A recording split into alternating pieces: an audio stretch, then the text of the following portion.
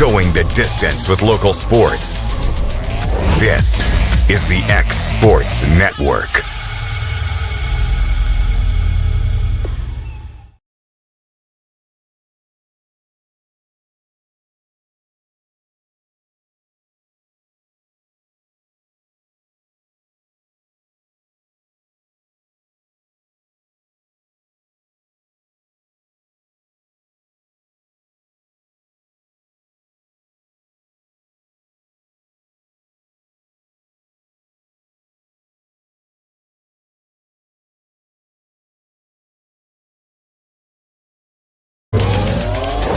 Going the distance with local sports. This is the X Sports Network.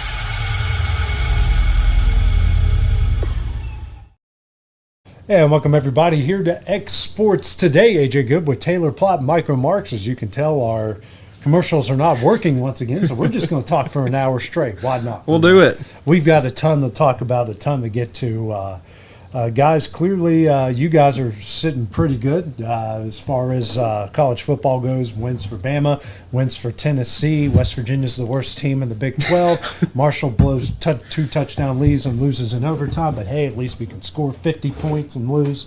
Anyways. That's more entertaining than scoring like 12 and losing, though.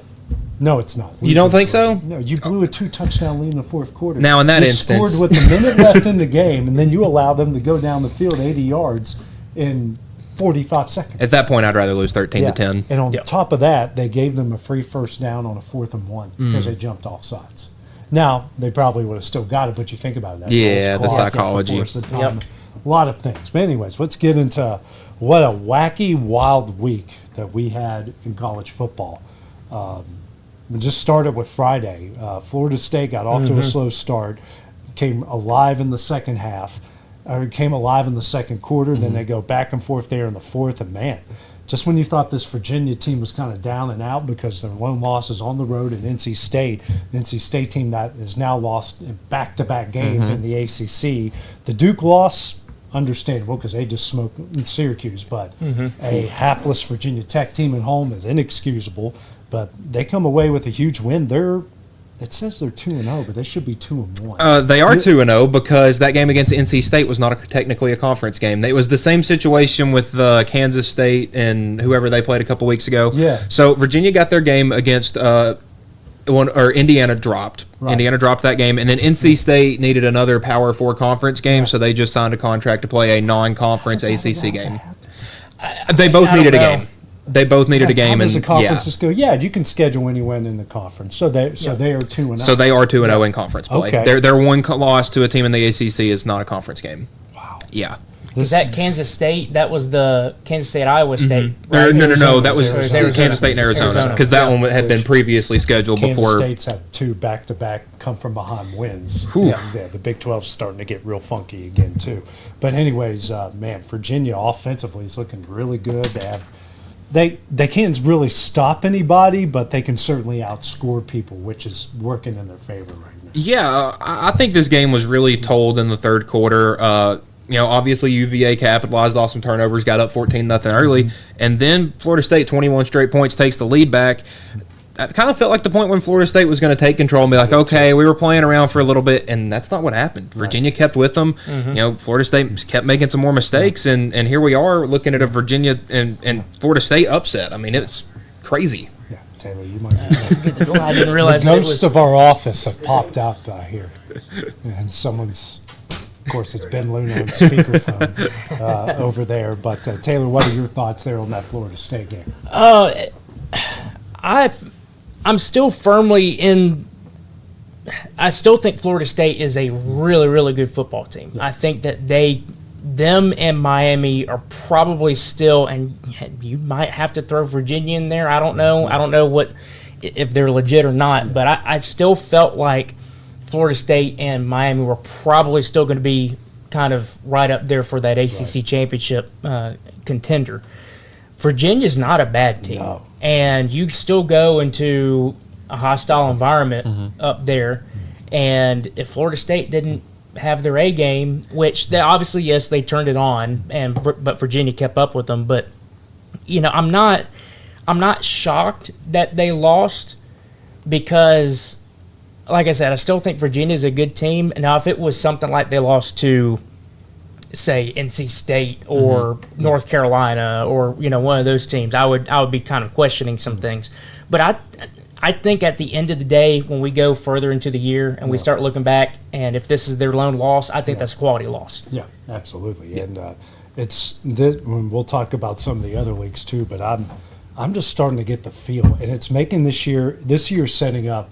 I know a lot of us going into it were like, man, with the transfer portal and NIL, it's my college football just in the same. Like, if one thing you can say good about the transfer portal and NIL, it is making all of these teams and all of these conferences, it's leveling the playing field. And do you know who's going to win each conference? I don't. This feels very 2007-ish, where it just feels like anybody can lose any week to anybody. I mean, there is nothing set in stone from before that. I mean, obviously, I read a quote from Tony Elliott earlier in the week, and I was like, you know what, this Virginia, it feels like, and I had said it, that Miami-Virginia Tech game from last year, and I said if it was close heading to overtime, watch out, and that's what we got. I mean, it's you don't know what's going to happen every Saturday. Yeah, I completely with you on the NIL stuff. I have felt like from the get-go that would start leveling the playing field, and it's going to be tougher and tougher year in and year out to continue to have a dynasty like an Alabama had, or a Georgia had, or a Clemson, or some of these others where I think you look 10 years down the road, you might have to redefine the name or the term dynasty from just saying okay, well, it's a team that is so dominant for 5 years or something. Now it might just be 2 to 3 years, and then they might start falling off. I'm not shocked how that is playing out the way that it is, and I really think that it makes the game a lot better because you're right. Who's to say that you could go in and all of a sudden lose to a Virginia Tech or lose to an NC State? I mean, it is week in and week out. You have to have your best. You have to have your A game, or you might stumble. Yeah, because I just look at next week, and I could pick any of these games, and it would not shock me more than it normally would if Purdue or something beat Illinois. Just something like that you wouldn't think of 1,000 years happening last season. That. Man, this year, just throw the cards out there and we'll see what happens. It's wide open. Speaking of Friday night, TCU starts off 17-0. Arizona State makes a 3-point game at the half, and then Arizona State outscores them 13-7 in the second half, and that is now back-to-back come-from-behind wins for Arizona. And Arizona came from behind at Mississippi State earlier in the year. They eventually lost that game. But just when you kind of thought, all right, Arizona State is not the team to catch in the Big 12 anymore. Well, now 2 decent quality wins in that league, and they're looking pretty good again, even though TCU still is, they're only 0-1 in the Big 12, and Arizona State's 2-0. That's another, we always said because we thought, okay, the ACC, that's Clemson's, and at the start of the year, Florida State's and Miami State, which is between those 3.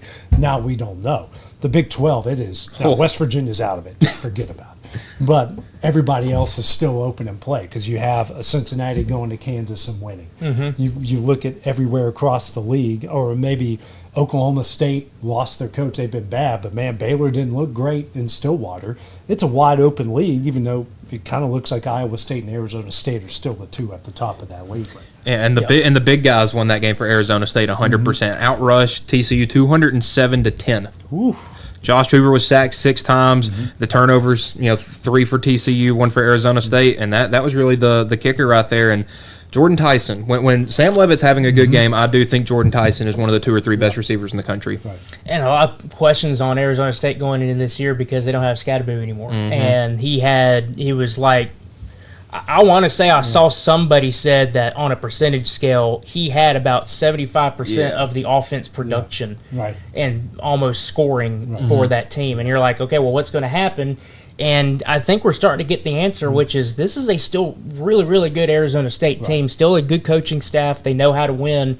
And in a Big 12 that's wide open, I mean, they can easily start to run the table maybe. And it says something that you know how to win in those situations. Yeah. I mean, not every team knows how to win in a close game, and we'll get to one of those teams later. But Well, and Arizona State has had that thing happen to them before, and they were on the other side of it this time. The past 2 weeks even. So I'm kind of happy for Kenny Dillingham and the guys. Let's go into Saturday. We'll start with Tennessee, and man, I'm starting to get the feel that every time Tennessee steps on the field at this point, they're going to play in some 50 to 40 shootout. It's going to end up in double overtime. Yeah, I'm convinced that the cardiologists in the state of Tennessee pay off the officials every week to stay in business because that's really all I have to say about that. We had a conversation earlier, and I mean, Mississippi State, They're good. they're really good, and I kind of went through my top 5 that I felt like of the SEC teams right now, and I feel like you have a group of teams that you could do from like 5, 6, 7, and 8, and you could just mix and match them, and I think Mississippi State should be in that list. I really think that they are a really, really good team. I think just kind of like the Big 12, where it's like you don't really know who's. I still feel like Tennessee's the best team in the SEC right now. Yeah. But I still feel like it's pretty wide open on you don't know who's going to really have that kind of, who's going to make that push and actually remove themselves from the pack, if you will. But Mississippi State is up there, I think, with that group. They're knocking on that door. Yeah. Yeah, and look, Mississippi State was better on third down. They outrushed Tennessee by 60-plus yards. They had less penalties. They had less turnovers, and Tennessee won that game. Right. I think that just is hats off to Tennessee. But Mississippi State, Brennan Thompson, one of their top receivers, didn't play after the second quarter. Got hurt. Went to the locker room. Wasn't able to be much of a factor. And the only thing I have to say from a Tennessee fan's perspective that I kind of came with the realization after the game: imagine that game with Nico at quarterback. Oh. It's probably 34-10. Yeah. Mississippi State. Man, because he just lost to Northwestern. Exactly. Yeah. Wow. I mean, they're not winning a game this year, guys. No. You see who they got next. I didn't know who they got next. That's going to be the most overrated quarterback matchup of all time.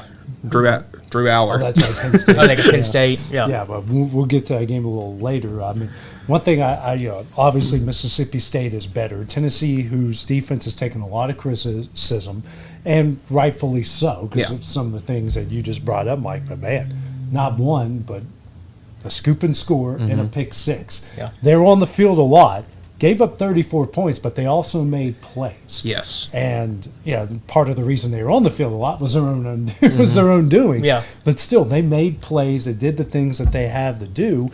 And my father-in-law says it best: it's a road win in the SEC. Exactly. You'll take it. You'll take it. And I think the biggest play of the game is probably one that strip sack that came back for a touchdown. If y'all remember the play before that, it was 4th and 7, and Mississippi State that's right. faked a punt, Yep. and got 15, 20 yards off of it, and I said that's the turning point in this game. They just won the game, and there were still 14 minutes left, but I felt like Mississippi State had won the game right there. I said, watch it, they're going to take a shot right here. Play action, and Tennessee sent one too many guys. Yeah. Yeah, and those. I mean, if it wasn't for the first guy, the second guy would have killed him. Yeah. Because they came completely like a backside did not account for them at all there.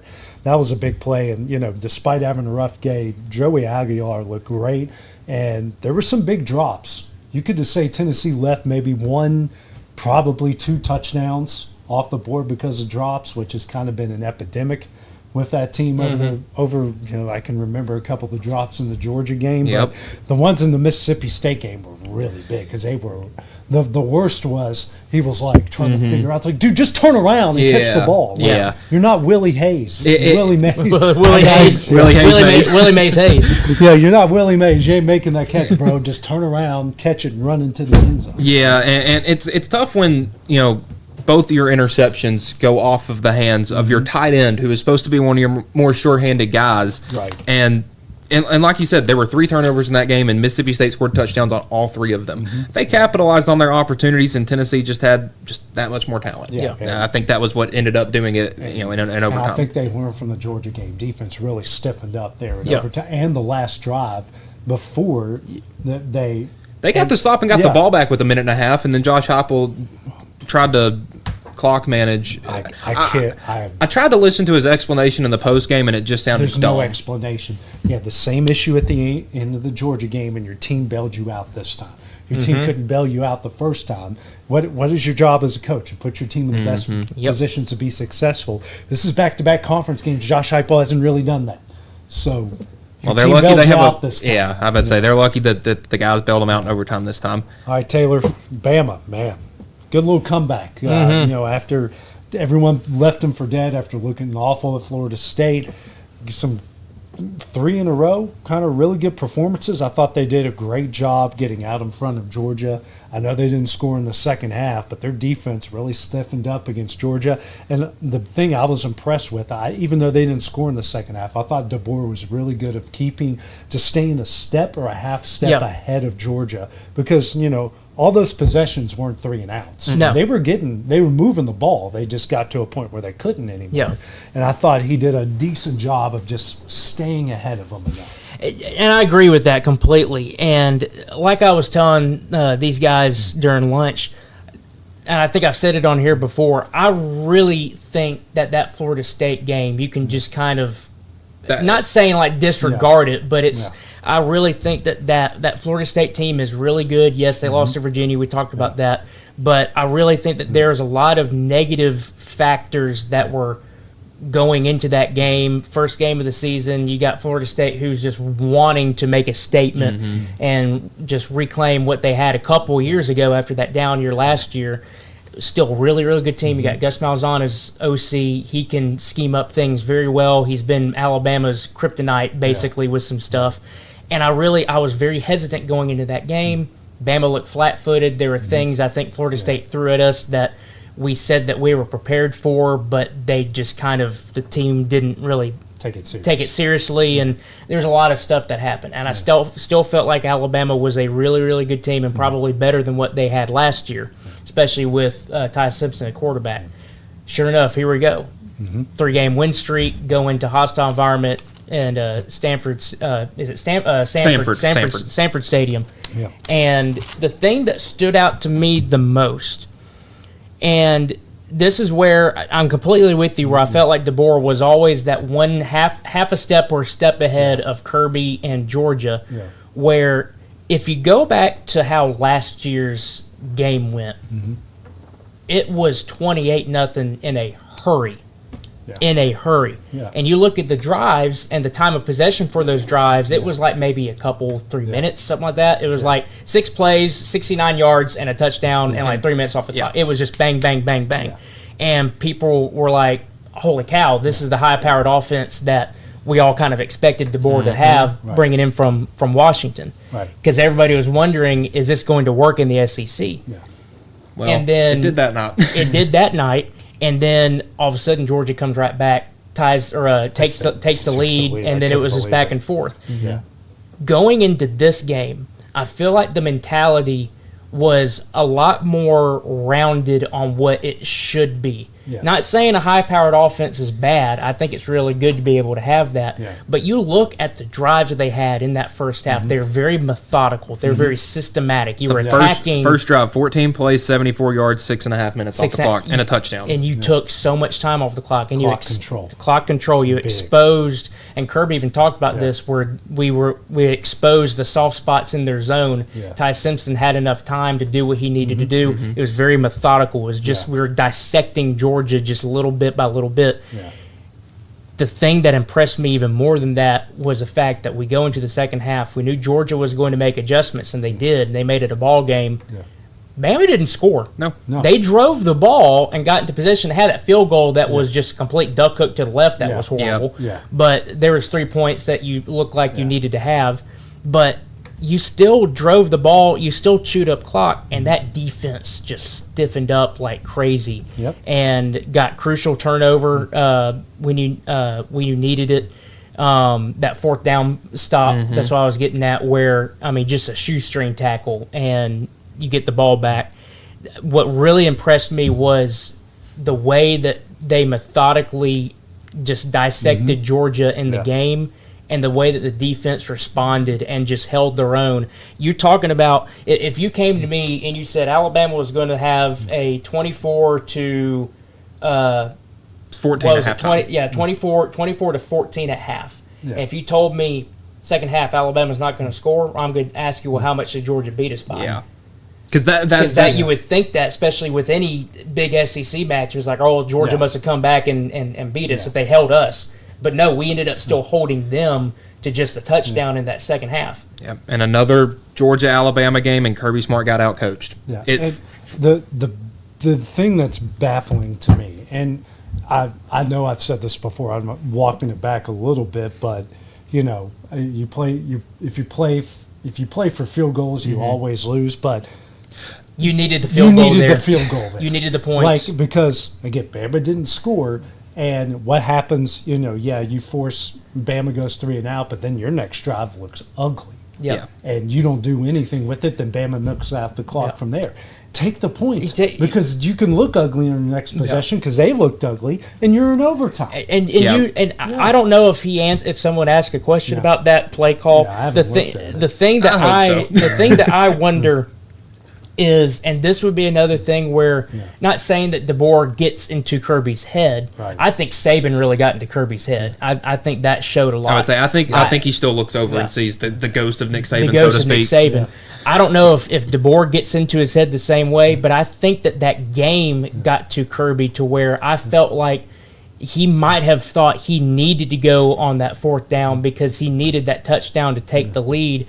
Because I think in the back of his mind, he was thinking, Bama has been dissecting us. Yeah, they just had a bad drive, but who's to say we give them the ball back and they don't go right back down and score? Right. But still, put yourself in that position. Because was there anything offensively that made you think when they got there that they were going to get that?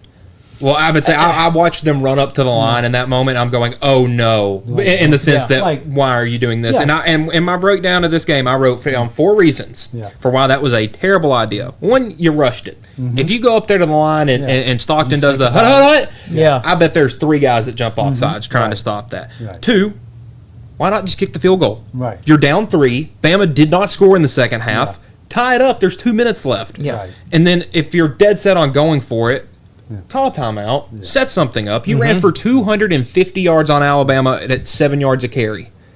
You can get 6 inches, 8 inches, whatever it was. Right. But don't put in a running back that had 1 carry for -5 yards at that point. You had 3 other guys that had done much better jobs than that, and you hurried up, and when the moment got too big, I think the lights got a little too bright right there. And I will say this on the play call, I'm with you. I think you didn't need to rush that. I felt like if you wanted to go up and try to get them to go off sides. If you don't, call timeout and kind of regroup and just kind of think about it. But the play call, I think the play call was okay because if you remember what the offensive package that they had, they had all 3 receivers on the near side. They had the strong side on that near side, and they went halfback. And went sweep the other way. Sweep the other way on the weak side. Yeah. And I felt like, okay, I can get that play call. That seems legit. But you just had that one Bama defensive end just waiting right there, and just. I mean, I'll say this: if he didn't get that shoestring tackle, he's walking into the end zone. That's a touchdown. Right. And we're not talking about this right now. But still, what did we say about coaches? Put your team in the best chance to be successful. Again, like you said, they rushed it. You got to sometimes think long terms with these, which Kirby actually does a pretty good job for the most part. But when you think about back to the early Kirby Smart days, remember, was it Vandy that they lost to at home? Yep. Where they went for it on 4th and short 5 times. It got stuffed every time, and they left all those possessions and all those points on the field. And some of it's like you mentioned, it's not exactly the decision that bothered. It's the play call. Like, Yeah. and everybody that I've listened to, college football podcast wise, like they're not complaining about going for it. They're complaining about the play call. Yes. And the personnel that's in the game. Like, again, you have timeouts. You do not have to rush that. Yeah. And you have two of the best blocking tight ends in the SEC Yes. on your team. Yes. But You Georgia do not have to Georgia played a rush road game at home. They did not really attempt to get the passing game going. Gunnar Stockton only threw, it was 13 of 30 or 13 Yeah. of 20 for 130 yards. Only 3 guys had more than one reception. I mean, it felt like they were playing a road game, just trying to run the ball and run the clock out. There's something that happens with Kirby Smart and really close big games where I'm going to draw a comparison here. I'm not saying that he's this bad of the comparison, but I'm going to draw a comparison here to an extent. You talk about James Franklin cannot win the big games. Well, that's just in general. Right. I feel like Kirby Smart sometimes becomes a James Franklin When Alabama Yes. comes to town. well, not necessarily Alabama. Just It's just something about really close game. That Tennessee game, Tennessee should have had that. Tennessee And beat Tennessee. Right. beat Tennessee. Kirby should have lost that game. The only problem is Josh Heupel did the same thing that he did, and he had bad clock management, and that killed him. Yeah. And that gave a Kirby an out. Right. There's something about these really close Yeah. games where time management is crucial. Fourth down plays, what play call you're going to do, all Yeah. those little things are so crucial. And for some reason, I don't know if he just gets in his own way or it's just the moment's too big sometimes. I don't know, but there's something that happens. Because you watch him on the sideline, he's so erratic. Like Yeah. I mean, I'm just waiting for that one official that's just over him and just, because he's standing on the Yeah. numbers every time, just goes, "Dude, Yeah. get off the field. We've warned you a million Yeah. times."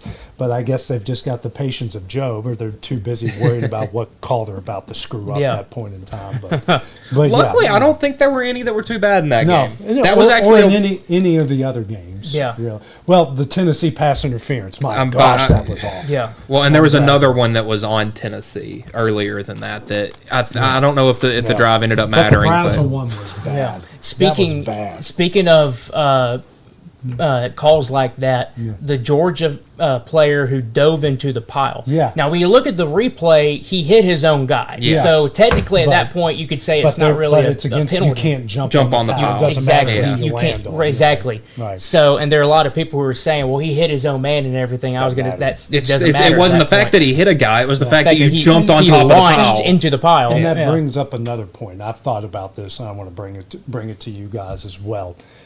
With Kirby, we've got all the off the field stuff, and this is going to tie into it. And sometimes remember how erratic George Pickens was, and he was like a personal foul or unsportsmanlike conduct waiting to happen. Yeah.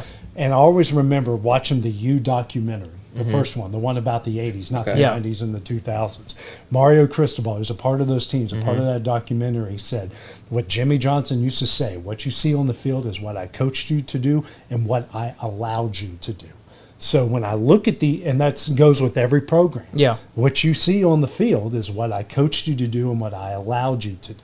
And that's on the field and off the field. So when you think about all the off the field stuff and you see sometimes players do this for Georgia, just when you think this is Bama 2.0 because they've won national championships and they do it mainly by not beating themselves. Yeah. But you have instances like this throughout his history because why? That's what he's coached them to do or what he's allowed Allowed them them to to do. do. Yeah. And so at some point, that kid's probably done that in practice, and no one's corrected Yeah. because they didn't. Oh, know yeah. it was, either he didn't know that was a rule, or they didn't know that's a rule. If they don't know that's a rule, that's a problem. Yeah. But There's something that is a lot of people obviously go back and say, well, he's a Saban, what's the protege, Yeah. protege. And yes, I do think that Saban did teach him a lot. I think Kirby was already just a really good defensive mind in general, and I do think that he is a good head coach. Yeah, we just talked Right. about there's things that National champions, he's proven that he can win.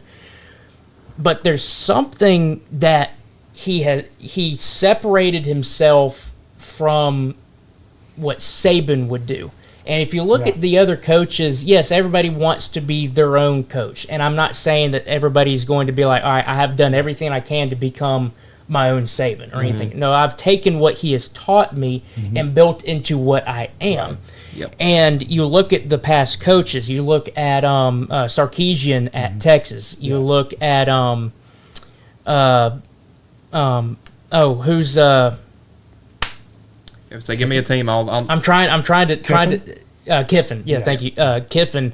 For instance, and there was another one I'm trying to. Well, Mike Loxley's up at Maryland. Yeah, and you've got Napier, who's at That's Florida. what Napier. Cristobal, Signetti. Signetti. I mean, these are all Saban guys. And they've proven that they can win, and they've taken Saban's teachings on coaching, but they've made them their own. Right. There's something.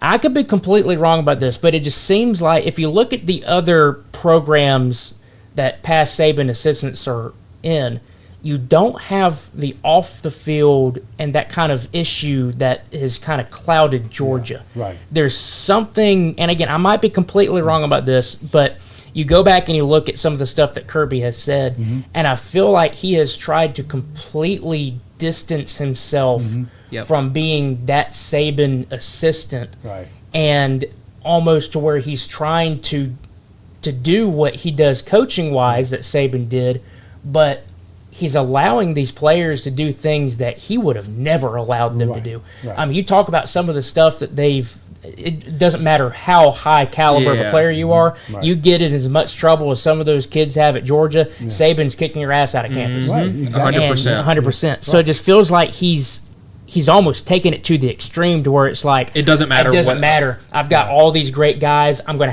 have all these great guys to do what I need to do. I don't care what happens. But he's at the point now where, some of these guys aren't that great. I mean, Yeah. they don't have that disruptive pass rusher anymore. Tennessee exposed that. Alabama exposed that.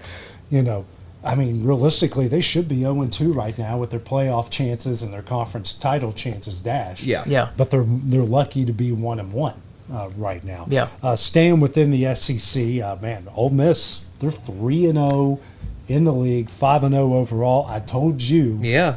That I did not like LSU in this game. I did not think they had what it took offensively to hang around with Ole Miss, proven to be true.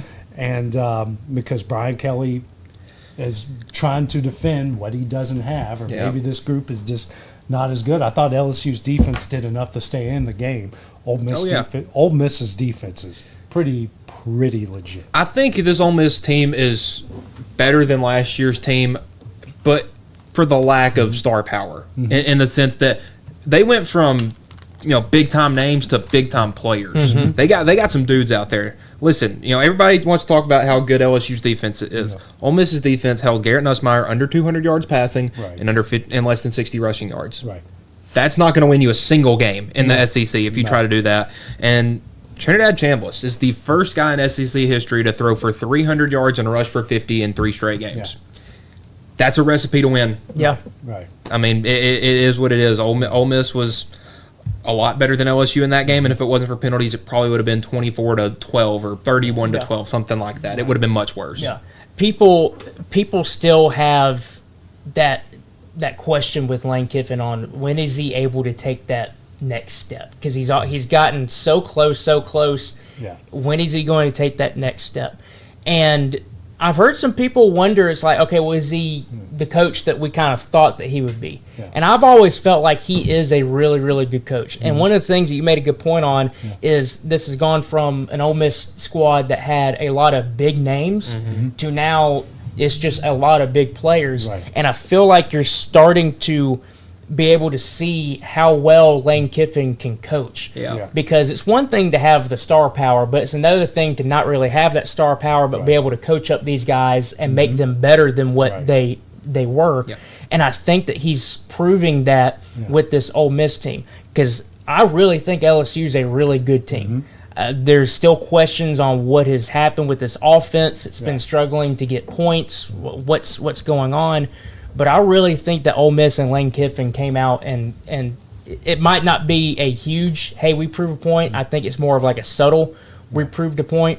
But you could look and see the past Ole Miss teams that he's had, and you think that, like, I thought that last year's team was Really good. really Yeah. good. Yeah. And you might look at this year's team and think, okay, well, where's all the star power at? I think this team is better than last year's I do too. team, because I think you actually have a lot more well-rounded players, and Yeah. there's a lot more consistency around the board from both offense and defense that I would put Ole Miss up there. I still think the SEC is wide open. You don't know who's going to separate themselves. Yeah. Ole Miss is right up there, and if they can separate themselves, they could be walking into Atlanta. Yeah. Yeah, and I mean they're. I don't. It just feels very like quietly that they've gone 5-0, but they're the number 4 team in the country. Yeah. Right. And it feels like honestly like nobody has given them much of a much of a chance. That was their hardest game. Yeah. Yeah. I mean, maybe you can put Tulane up there, but they look great against Tulane. I'm about to say, look at how they've handled some of like obviously the Kentucky game was a little ugly, Yeah. but look at how they've handled everybody else. 63-7 over Georgia State, 45-30 or 41-35 over Arkansas, 45-10 over Tulane, and 24-19 over LSU. I mean, those are good teams that you're beating. You're 3-0 in the SEC. Yeah. You know, and one of those is a road game. You got to win on the road if you're gonna be a team.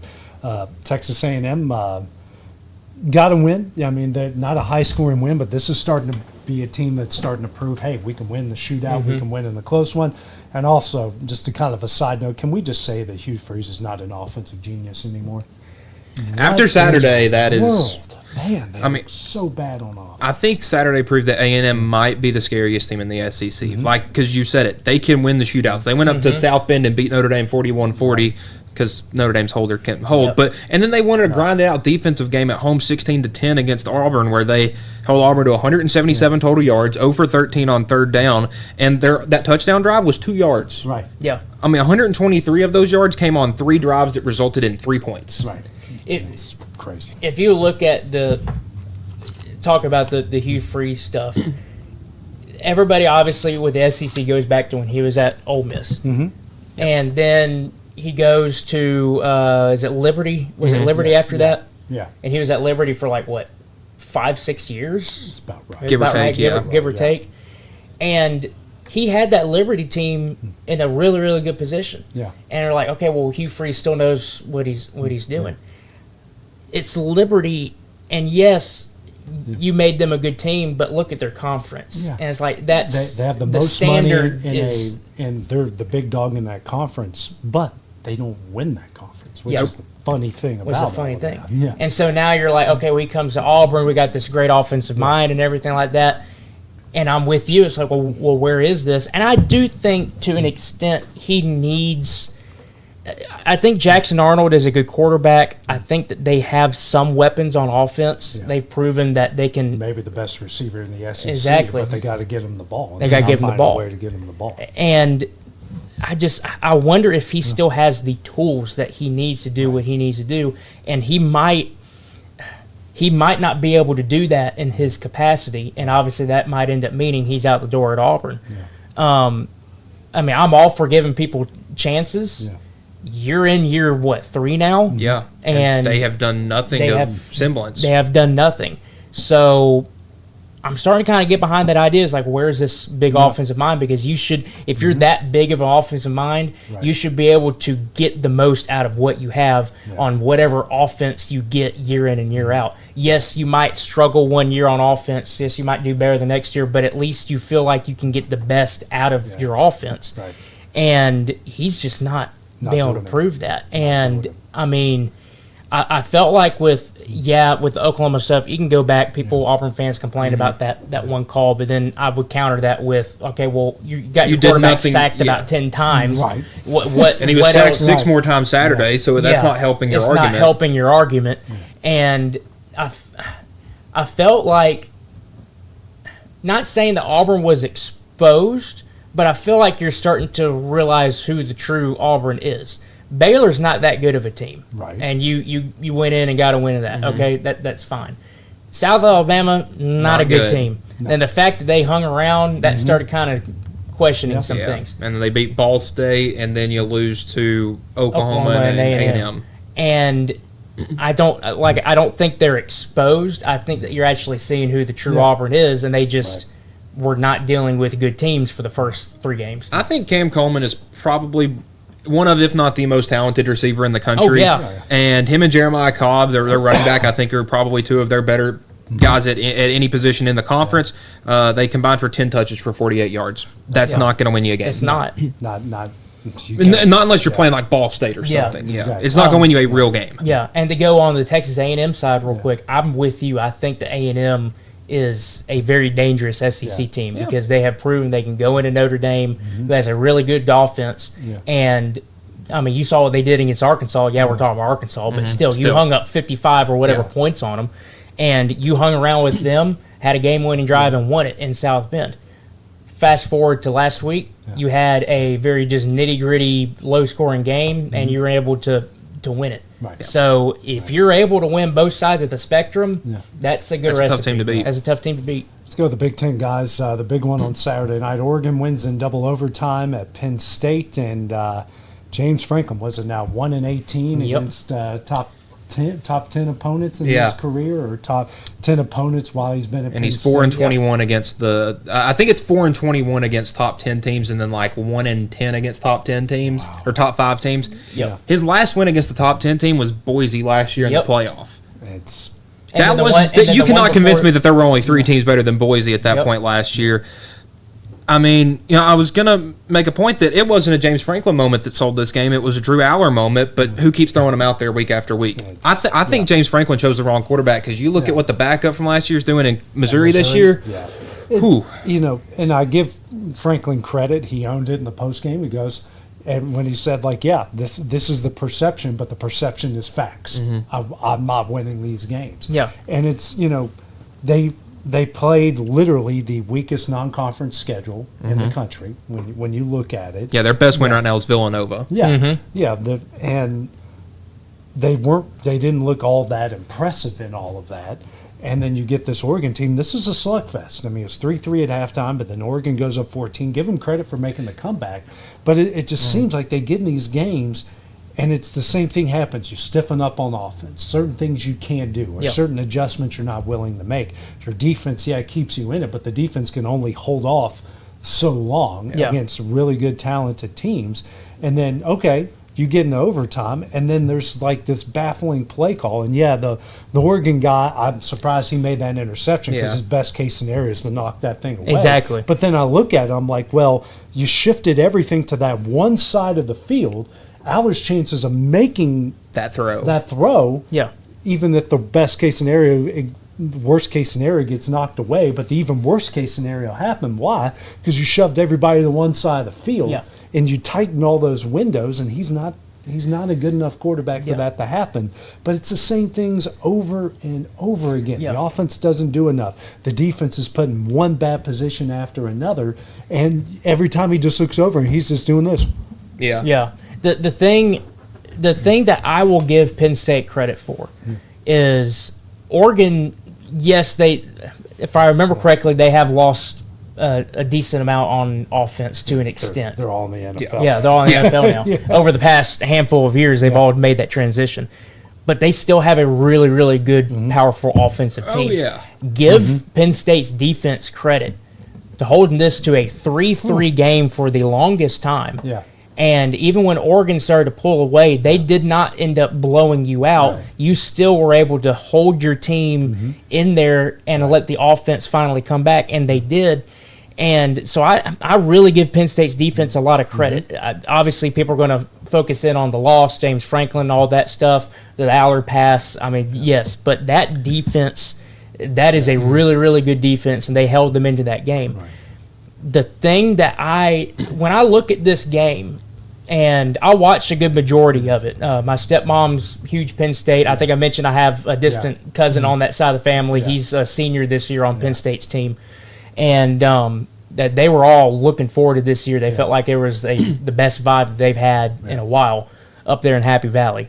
But the thing that I would almost say, there's a lot of stuff on the game side that you can go back on their losses and say that was James Franklin, bad clock management. What are you doing with this play call? That's a stupid play. It's just you can. There's a lot of things in the past you can be like that was on Franklin. That was him.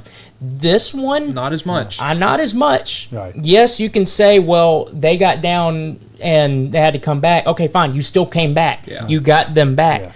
I think this was on Drew Aller because as much as you have a play call, you can say, well, that's a bad play call.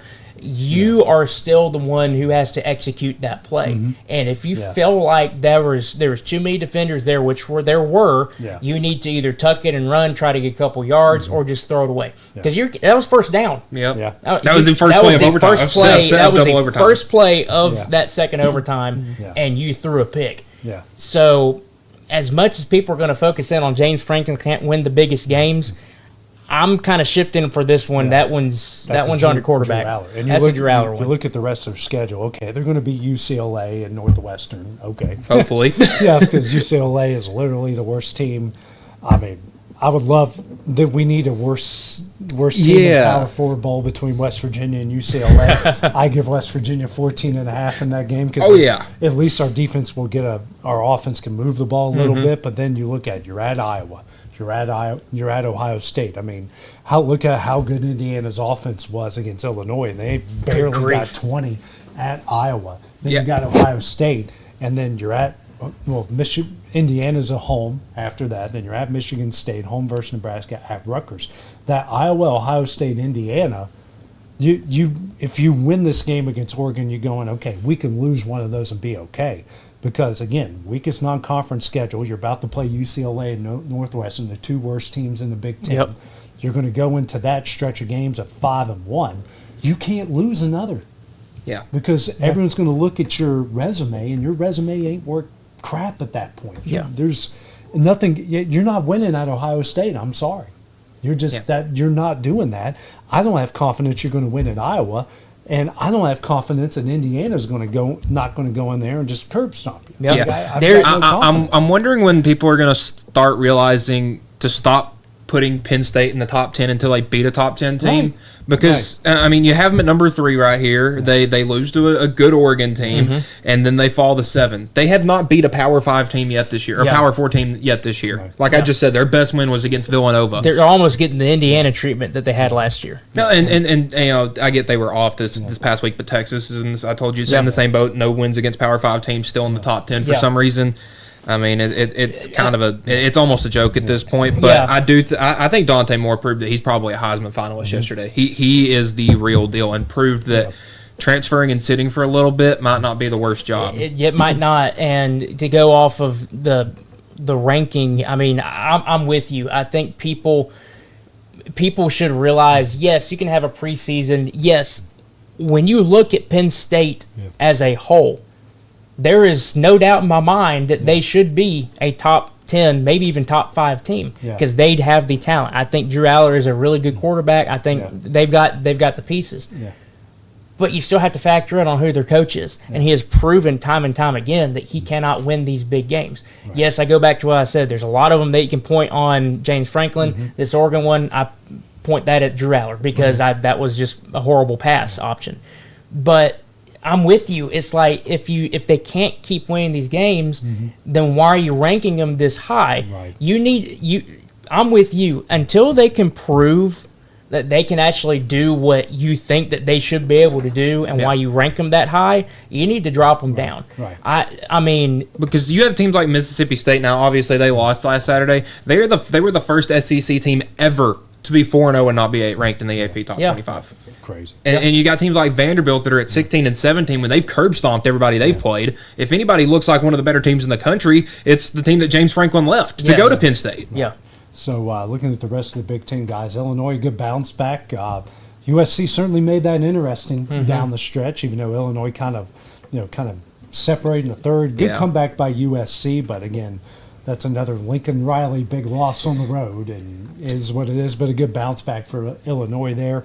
Indiana, we talked about how good Iowa's Indiana won an Iowa football game right there. And sometimes, what's the mark of a good team? You play, you adapt to the circumstances. Sometimes you got to learn how to win a game when it's played at the other team's pace. And that's in every sport except for maybe baseball because it's just different. But like I see it a lot in hockey. I see it a lot in basketball. And now we're starting to see it translate into football. And then Ohio State just goes in, quietly kind of dominates Washington. So they're looking like the number 1 team in the country. Yeah, that was the perfect example right there of a game of what happens when a good team plays a great team. Because listen, Washington has some great great players on that team, but they don't have a whole team like Ohio State does, and Ohio State just play better than them. Yeah. Yeah, and quick look at the top 25, the new updated top 25. Don't watch Friday. BYU is going to crush West Virginia. What's the opening line? 18.5. That's not enough. Half of our offense. Okay, so we're taking the minus 18.5. We're taking the minus. They got to go to Provo. It's 9:30 our time. 10:30 Eastern time. Ooh. No one in my state's staying up to watch that crap, even though they'll get home in time.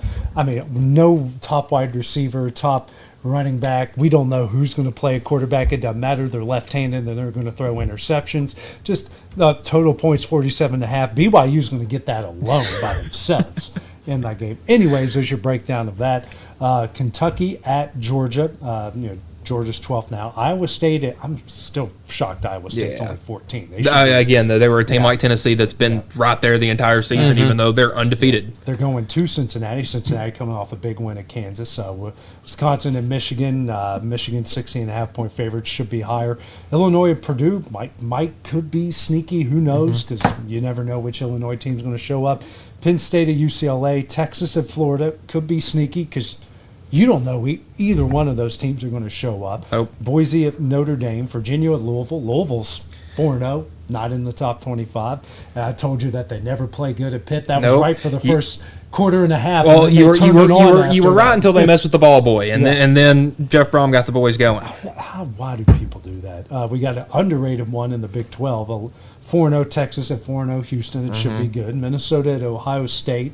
We'll get into that later in the week. I think that might be the Ohio State trap game. Yeah. It feels like it. It feels like it. Miami at Florida State, that's going to be really good. Mississippi State A&M, I think that's going to be really good. And the big one, boys, Vandy at Alabama. Good Lord. That's the big one. That's the big one of the week. PTSD overload. Well, and see, now Vandy's got a number by them, so they won't be taken lightly. But this is the exact situation we were in last year. Alabama just beat Georgia and is on the high of highs, and then they play the mighty boys from down in Broadway. And I think going back to last year, where I'm with you, I feel like this Alabama team. I feel like the high this year is different than the high it was last year, because last year's game was just. Well, y'all went to number 1 in the country after that. Yeah, it was just insane. That was an epic. I mean, that's. In my eyes, I witnessed one of the best games I have ever laid my eyes on last year. Yeah. And that was literally the highest of highs. And the Vandy team last year was sneaky because people didn't realize how good they really are. Yeah. Because I think that Vandy at that point was also undefeated. And all of a sudden, Bama goes in there and Pavia's running all over the place, making amazing plays. I feel like the Vanderbilt that you had last year was an unknown, and you actually know it this year. So I would anticipate that DeBoer is definitely preparing, and it is going to be. This is going to be a different scheme that you need to have on defense to hold the one that is called Diego over there in Vandy. I've heard that being thrown around. That's going to be an interesting game. I think that they'll be fully prepared for it because I think that this year Vanderbilt is not under the radar. They are firmly in the radar. They are there. But we're wondering how much better Vanderbilt really got, because this is their first true test. Obviously, like you think scoring a lot of points. They are. They're scoring a ton. I think it's the most they've scored in a 2-game stretch ever. It was their first back-to-back 50-point game since the 1915. It was like 80 years season. I mean, they're doing stuff they haven't done since the Great Depression. Yeah. So I mean, I think Vanderbilt's really fun right now. Yeah. Let's take a quick look at the NFL guys, and then we'll get into some Major League Baseball. Thursday, Seahawks over the Cardinals. The Jaguars, they might proven to be the best team in the South. They're much improved. Even Cohen's got that team going. I hated how he got into it with Saleh. I mean, at some point, one of these guys is going to pop off and just get popped in the mouth, and I hope it happens just to quit all the stupid chest bumping at the end of it. Steelers proved the 3-1, beat the Vikings in Ireland. Falcons, a good little win over the Commanders. They needed a win over there in Atlanta. The Bills, it was a little shaky with the Saints, but they pulled away late, and Lions are just dominant. They're just being the Lions like usual. Yeah, Patriots, big win over the Panthers. It's good for them. They needed that. The upset of the day, the Giants taking care of the Chargers when you lose Malik Neighbors in the game at the same time. Eagles were dominant at the first part. The good comeback there by the Bucs just couldn't complete it as the Eagles went 31-25. Titans are just the Titans, guys. Lose 26-0. Rams, a good win against the Colts, even though I think the Colts, quote-unquote, fumbled that one away there at the end. Chiefs, really good win. I think Ravens' defense sucks. It just is. Yeah, I think the Ravens kind of just suck. I watched that game yesterday, and at one point it was like 37-13. Yeah. You're like, what happened? Yeah. I mean, it was just that one was just bad. Bears come from behind, win against the Raiders. That's back-to-back. Did you see how they won the game? They blocked a field goal. Wow. I don't know what Field is goal going. blocks It's this the year. year of the blocked field Yeah. goal in the NFL, and Yeah. then maybe the game of the day, and it ended in a tie between the Packers and the Cowboys. Wow, that was fun to watch. That Was a great fun. game. That really was fun to watch. But let's get into baseball. We all love baseball. Hey, our teams are in the playoffs. Let's Sorry, do it. Taylor. You've I you can't won your high-five division on the last like 5 years, so Yeah, but man, these matchups in the wild card are looking pretty good. Cubs Padres. I wish we could have gotten that the Padres and the Reds swapped up Yeah. because then every single one of those I are division. don't want to play the Dodgers. Oh no! Well, they'll get the Padres and the Reds swapped because okay. then that would be 4 divisional matchups. Okay. Yep. And yeah, that would have been even. Oh, that's Yeah, right. that would have been But really good I baseball. like the Cubs' chances at home because when the Padres were there earlier this year, the Cubs kind of dominated. I think the Cubs swept them, or at least Yeah. took 2 out of 3. But Cade Horton's gonna miss with the Yeah. fractured rib Come or on, something Shota. like that. You can do it, Shota. Tigers Guardians, because that one's down the stretch. I'm really excited for that one. That will be fun. I would be shocked if the Guardians don't win it. They absolutely had the Detroit's number down the stretch. Yankees Red Sox, that will be fun. Reds Dodgers, I think the Dodgers just kind of take over. The Reds were just lucky to get in because I think the Reds were 8-13 down the stretch. They struggled. And mainly the Mets were just that Bad. bad. Like, Can we talk about the yes, Mets? let's get it. That's where I was going. Can we Let's talk about the Mets? You have what was their payroll? Like 300 something million? 349 million, I think it was. Yeah, that's You- like what's the GDP of like a small Yeah, country? you put all of this money, and you get nothing to show for it. And the thing that I'm going to go off of is a comment that the Mets announcers made. Good Lord, you had made a mess over there. Freaking Stanley Cup. You had look at the year that Pete Alonso had. Look at the year that Lindor had. Look at the year that Soto rebounded. You had all of these great performances, and you had nothing to show for it. I mean, that's shocking. Top heavy lineup. Pitching was awful. They Yeah. had 38 quality starts. For those who don't know what a quality start is that you 6 innings and beyond is Yep. considered a quality start. They only had 38 in 162 games. Yeah. The Rockies were the only team that were worse than them in that category. That is And see, I feel like That's- every June yeah. we get to this point and you're looking at power rankings and you'll look at ESPN or something. Mets have the best pitching staff in baseball. Yeah. And then by the end of the year, it's bottom 3 or 4. Part Yeah. of it because you think if your starters aren't getting it done or your starters are mismanaged, Yeah. that means your bullpen is overworked. Yep. And it doesn't matter. And they how signed good an entire bullpen, Yeah. trade for an entire Yeah. bullpen almost And at the deadline. And it doesn't matter how good your bullpen is. If they're overworked, they're overworked. Because Yeah. starters go every 5 days. Yep. A bullpen guy can work 4 or 5 days in a week, Yep. and that works up over That time when you're works. playing 162 games. Yeah. And I'm not when I say this, I don't think the Mets obviously saying that they're going to fall off now, but I think that they're teetering off of from what they have as still being somewhat in contention. I mean, do you see what Pete Alonso said? He's opted out of his contract. He's a free agent. I don't now. even know if he had made it out the door before that had hit the papers. I mean, you're starting. I don't know how much Soto has left on his contract. I don't know about Lindor, but Pete Alonso is a cornerstone. Well, you don't And have that his all- home run last year in the wild card against Milwaukee. They don't They make don't it to make the it, the right. championship They- series yeah. and almost make it to the World Series. They almost, yeah, exactly. So, I mean, you better look out if you're a Mets fan. because it could get ugly. I mean, if he's opted out of his contract, I don't know. Like I said, I don't know what Soto has left or anything. This could be the Mets could start having to do a rebuilding process. The Mets and the Nationals had the same record on the road this year. If you want to know why they missed the playoff, And you think about they took 2 out of 3 in Chicago, and those were some good wins because the Cubs led in every single one of those games. But they were 0-70 guys this year when they were trailing going into the 9th inning. Yeah. They were the only team in baseball that did have not have one Yep. 9th inning comeback. Wow. When you have a top-heavy lineup, I mean, because that means even with the top-heavy lineup, at some point in 70 games, when you're trailing, some of those guys are up during that. Yeah, I would say yesterday, everybody probably had an that at-bat in that situation, so that just proved that they have no clutch gene. Nope. Right, yeah. And I'm looking at all these series guys. I think it looks like the Red Sox dominated the Yankees, Mike, if I'm looking at it right. 8-2. 8-2. Through the regular season. The Guardians and Tigers throughout the regular season very even. Yep. Cubs, Padres were 3-3, each taking 2 out of 3 at home against the others. I'm looking up the Reds and the Dodgers right now.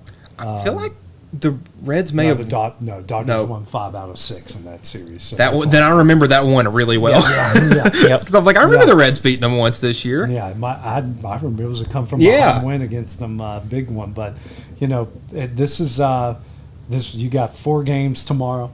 It's best 3, so they're playing every day, and then we'll get into the playoffs starting in the weekend. But I like the Cubs at home against the Padres again. That with not a Horton, but you got Amaga and some of these other guys who get it done. I think Cleveland's got all the momentum in the world. That series is in Cleveland. I like them there. There's something about the Red Sox at Yankee Stadium this year. The Yankees cannot beat them at Yankee Stadium. I don't feel good for the singular fact that when we were beating them, you had Roman Anthony. You're without him because of an oblique strain, and you lose your number 2 guy in Lucas Giolito. He's going to be out the wild card series with an elbow injury. Maybe have another guy step up because that's kind of the thing with the Red Sox is how deep can their starters take you. I feel great about Game 1 because and Garrett Crochet is probably I think should win the American League Cy Young, and past that you guys see what happens. Reds Dodgers. I think the Dodgers sweep that one pretty easily. All right, here we go. Favorite game. What's the cheapest one of these games to get into tomorrow? Talk about baseball. Yeah. According to whatever service that ESPN uses. I'm gonna go Wrigley. It is the second cheapest. Okay, and that was just third of it's ranked third of the 4th cheapest. Yeah. Okay, well, in my mind, I was thinking just because they can hold like 45,000 people, then it's the Dodgers, isn't it? It is. That's why I was kind of thinking it's the only big league stadium that holds 50,000. 41. Wow, that just looks weird. Look at that. Oh. Yeah. Yeah, we're. I don't think. Okay, it's not coming off that. We're purple on this screen.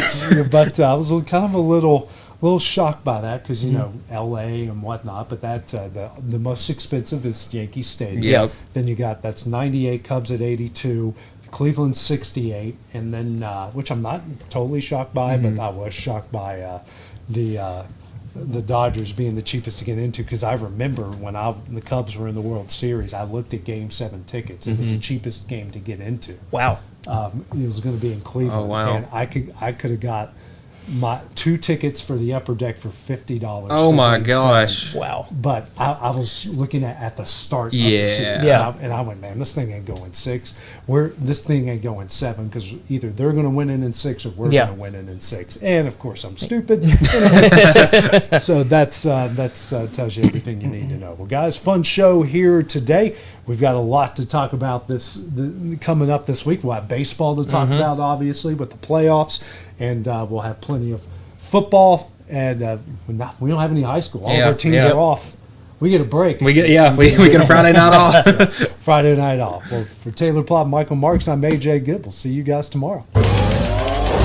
Going the distance with local sports. This